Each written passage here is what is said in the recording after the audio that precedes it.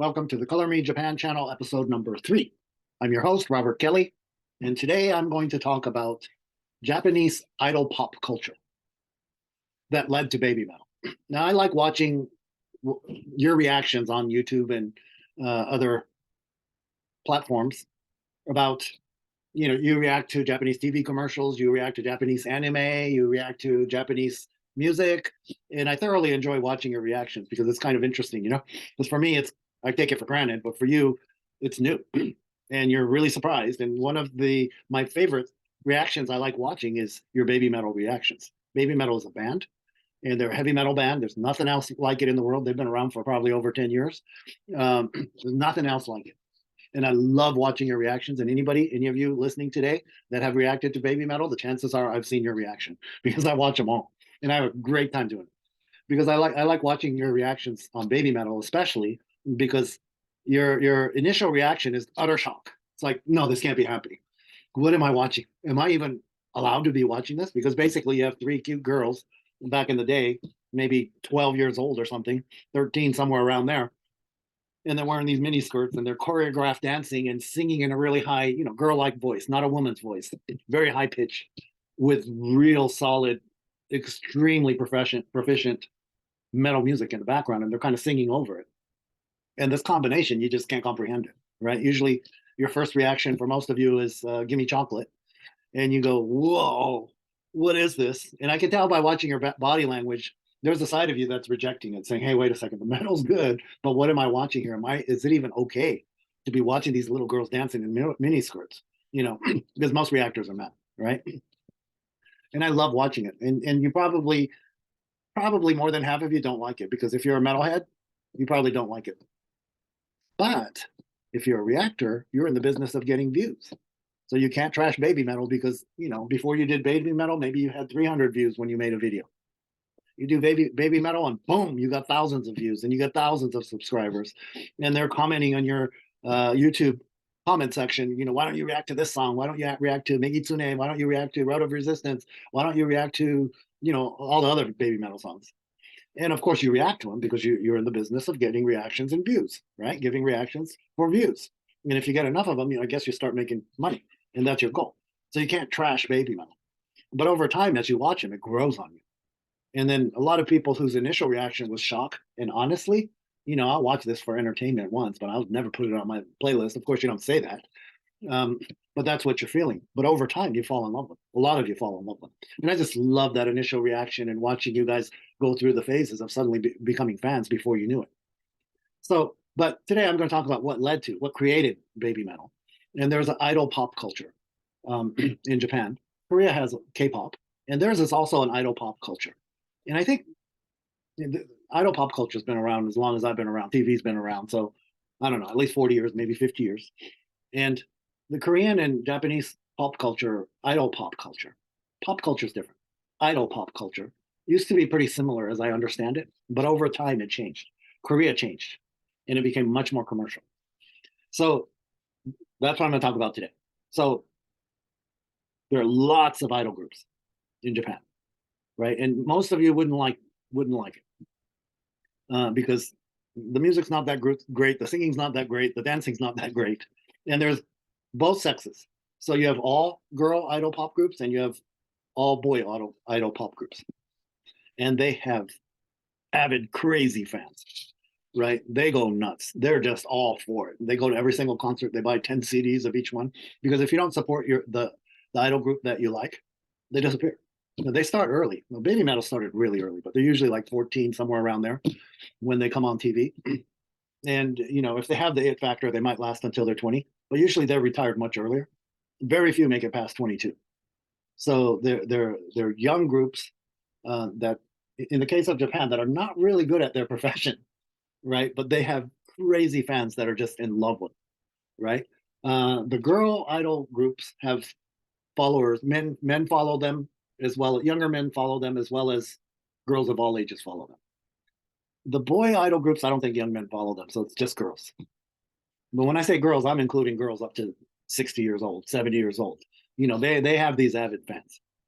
So in order to understand this peculiar, because it's really weird, I'm going to compare K-pop and J-pop.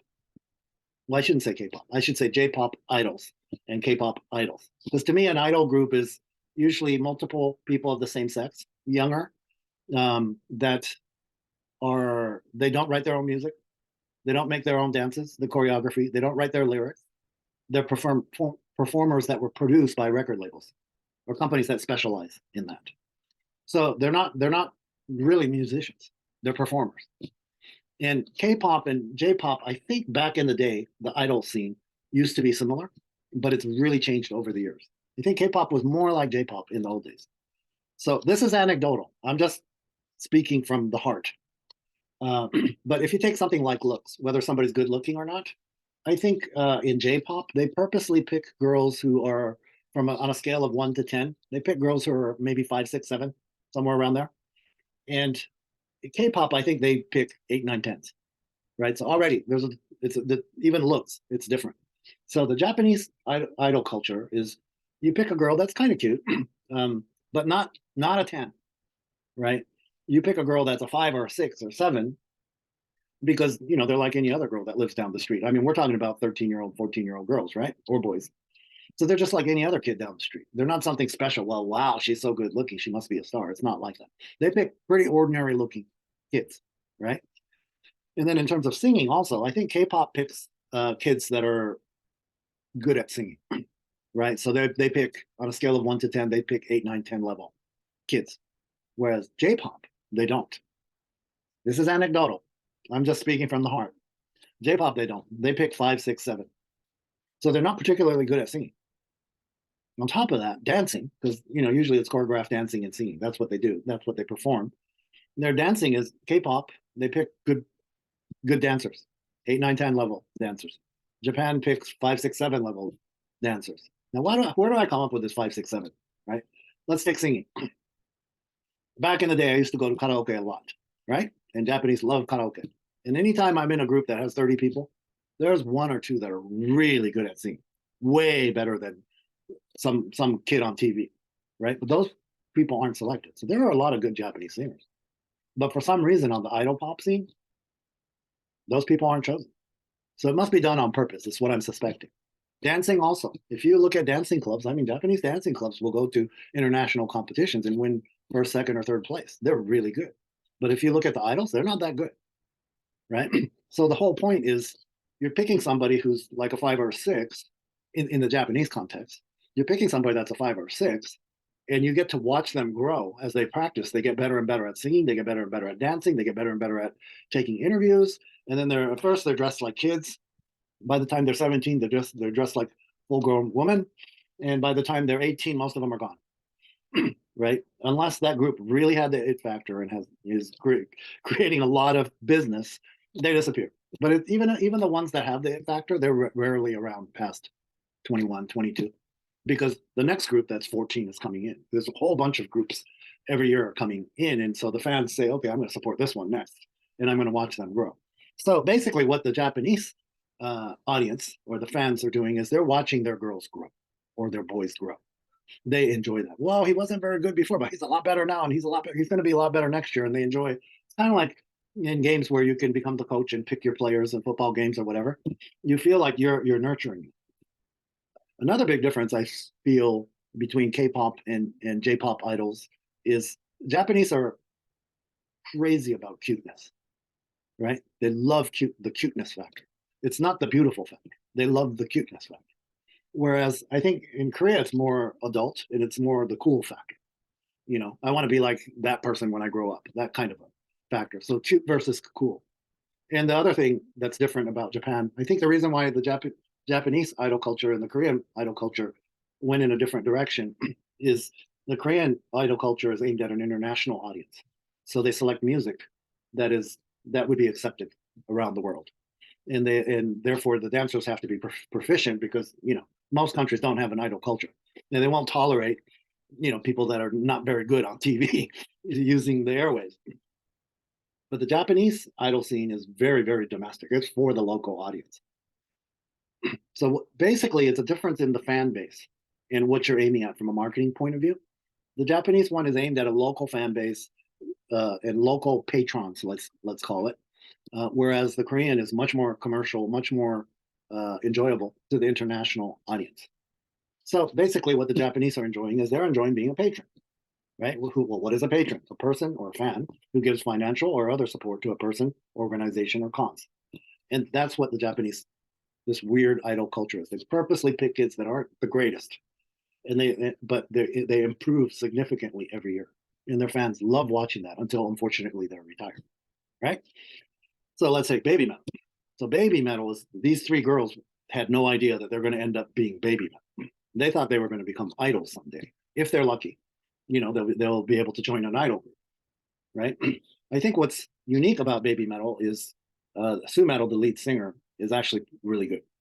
So she might have been when she was young a 7. It's hard to tell when they're that young, but she might have been a 7 or an 8 or somewhere around there. So much better than most idol singers, right?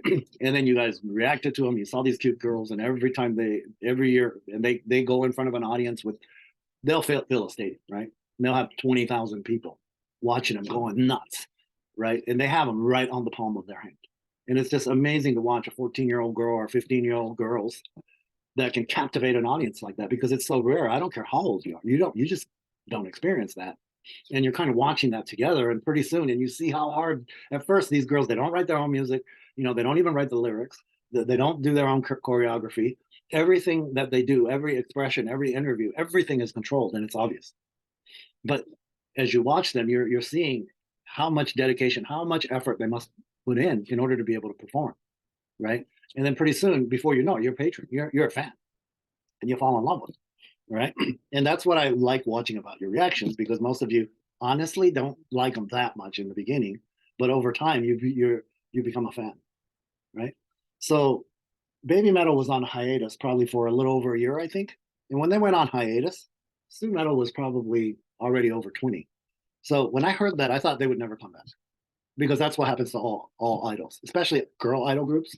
They start young and they end young, and they're great memory, and in your memory they're young forever, right? So they end it, and because there's an end, that's why there's the fan base is so strong, and so fervent in their support, because they know these girls are going to disappear from the scene, or these boys will disappear from the scene.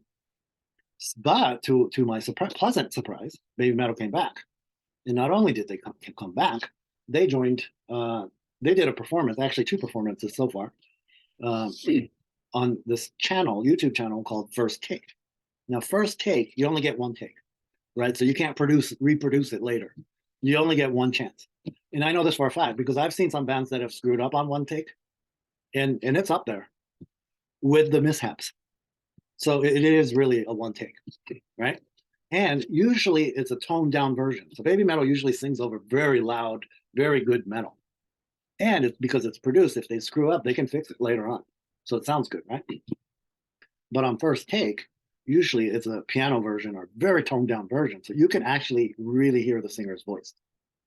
Now, I know that I could tell by watching your reactions, you are worried, because by now, you guys are BABYMETAL fans, and you're worried because what's going to happen if they only get one take? They might screw up, or maybe they don't sound as good as we think they should, right? Because you're going to hear everything in First Take.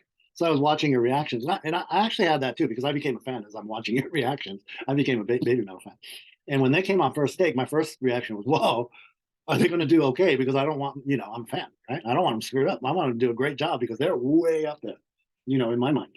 But on First Take, they might crash and burn and say, "Well, they're not very good after all," right? But they performed really well, and I loved watching your reaction. Some of you even cried. You were so happy that they did so well, right? So it's crazy. But anyway, what's behind it is there's this choreographed, produced idol pop culture, which is not a 10. It starts at like a 5 or a 6, and you're watching them grow, and then they disappear. So it doesn't really matter how good they are. The fans are the fans. They're with them all the way. So a lot of you, after reacting to BABYMETAL, and you get all these followers, the BABYMETAL fans or some other fans will say, "Hey, why don't you react to this band? The Japanese metal scene is great. The rock scene is great. Why don't you react to this band like BABYMETAL?"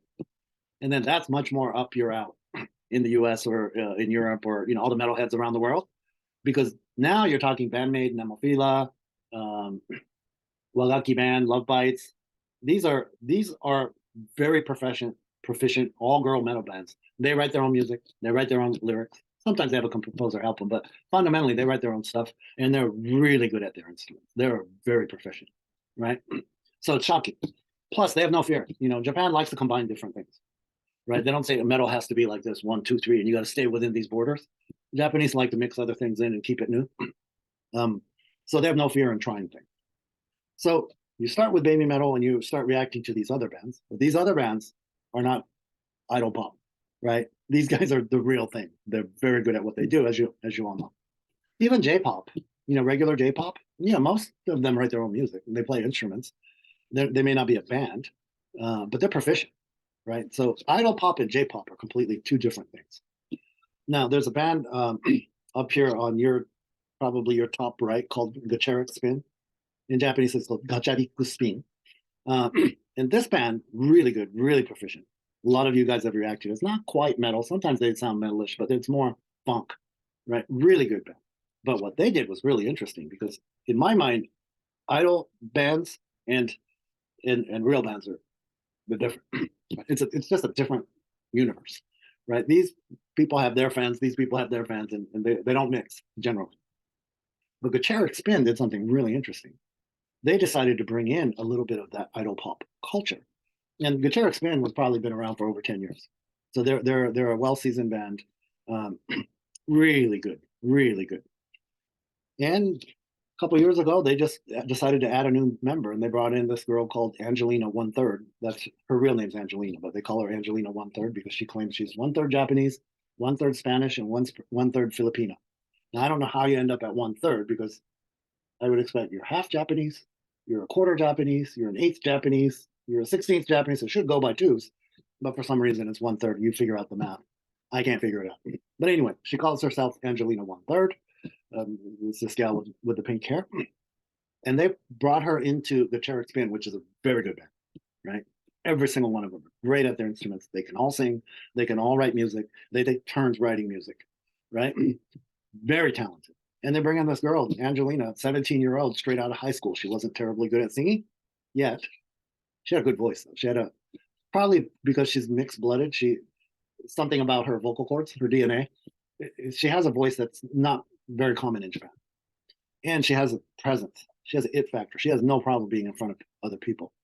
She was not a particularly good dancer in the sense that she wasn't trained in music. She wasn't trained in dancing, and she's 17. And the leader of Gacheric Spin, F. Chopper Koga, that's her code name.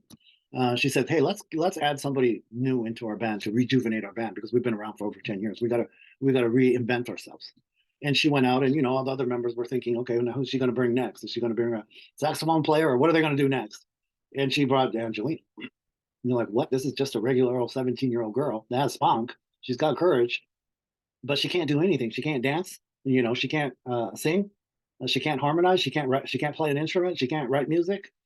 She can't write lyrics. She doesn't know anything, but she's got a bubbly personality, right?" And basically, she said, "Let's teach her. This is going to be fun." Right, and they taught her. So right now they're teaching her how to play guitar. They're teaching her how to write music, and she's involved in writing music. She's involved in writing the lyrics. And what's really interesting is they gave her a title. They didn't call her vocalist. They didn't call her dancer. They called her mic performer. That's her title, her official title in the band, mic performer. Mic meaning microphone. What the heck is that? Angelina said she was a little bit disappointed at first because she wanted to become a vocalist, but the band wouldn't call her a vocalist. And she said, "Well, I guess I'm not good enough to be a vocalist." But no, they wanted to see where she would run with a title like that because it's not constricting. So Angelina became a mic performer. She's really good at it. She runs their monthly or weekly Gacheric Spin, Gachariku TV or Gacha TV, I think it's called. And she's really good. She's really good. She's learned how to talk. You can put her on a radio program for 1 hour and she'll captivate the audience. She can interview people. She can comment. She can sing. She can dance. She's writing music. And, probably pretty soon she'll be playing guitar. Anyway, so this is an example of a real band, the other universe, bringing in something like the idol pop culture with no training whatsoever. They brought Angelina in, and everybody at first was like, "Oh, no, what are you doing?" But then they started enjoying watching Angelina improve, and it really rejuvenated the band because the other band members loved teaching how to dance, right? Or how to sing, or how to harmonize, or how to write music, or how to play this, and where to stand on the stage, and how to in a live performance, how you should act, and all these things. They had to teach everything to the 17-year-old girl. and it just rejuvenated the whole band, and they're just as excited as if the band started 2 years ago. And now they have a whole additional fan base. So the Gutierrez Spin was always good, but they didn't have such a big fan base. But because of this new move, now you've got idol type people, idol watcher type people also watching Gutierrez Spin, and it's really fun to watch. I really enjoy it, and I love what they did. But this is all what's behind it is this peculiar Japanese pop culture. They like to see an ordinary person picked up and then improved, right? And they like to feel like they're part of it. It's not a matter of how good they are. It's a matter of kind of like growing your own children, and bringing them up to become somebody that contributes something significant to the world, and that's what they enjoy. So very different from Korean pop culture, which is much higher quality, and much more commercial. So the fans are looking for something a little different. So that's all for today. Hope you enjoyed the channel. Hope it taught you something about what's behind BABYMETAL, and a little bit more about the Japanese idol culture, not the pop culture. Pop, there are good pop singers in Japan who write their own music, right? But the idol pop culture, this idol culture is a really weird twist, because they purposely pick people that aren't the best. And very often they never end up being that good. But that's not the point. The point is I watched them, I nurtured them, and I feel like I'm a part of their journey. Thank you for sharing your journey with me. It's that kind of a reaction. So if you're interested, please try reacting to Japanese idol culture. I don't think most of you like it because it's a weird thing, but hope you learn something about Japan. Of course, what I'm saying is totally anecdotal. I could be totally wrong, but I don't think I am. See you next time.